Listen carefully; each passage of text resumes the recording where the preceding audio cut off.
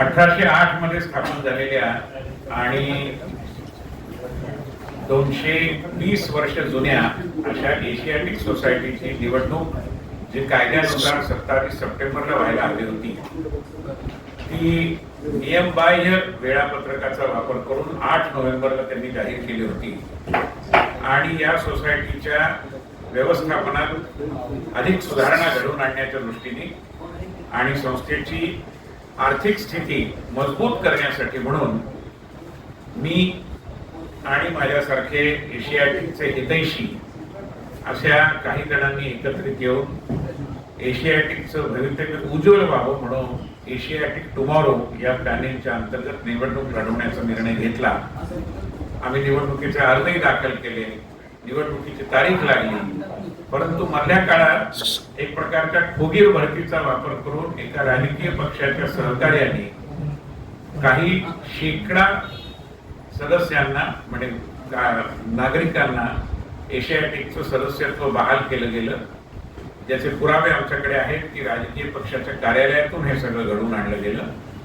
त्यानंतर हे प्रकरण चॅरिटी कमिशनरकडे गेलं, परंतु चॅरिटी कमिशनरच्या एका विशिष्ट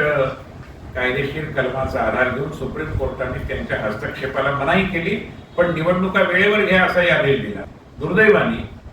मतदार याद्यांमध्ये आणखी फुगीर भरती होण्यासाठी वाव मिळावा या हेतूने मी असा आरोप करतो की एशियाटिक सोसायटीने ही निवडणूक प्रतिनिधी काळ लांबवली आणि आता ती निवडणूक कधी होणार याबद्दल सध्याचं व्यवस्थापन आळीमिळी गुपचिडी धोरण अवलंबून आहे. त्यामुळे एशियाटिकची आर्थिक तब्येत अधिक खालावत आहे,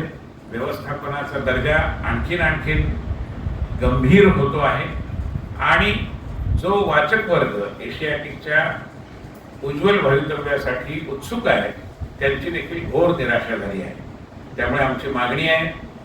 की कोर्टाच्या आदेशाची अंमलबजावणी करून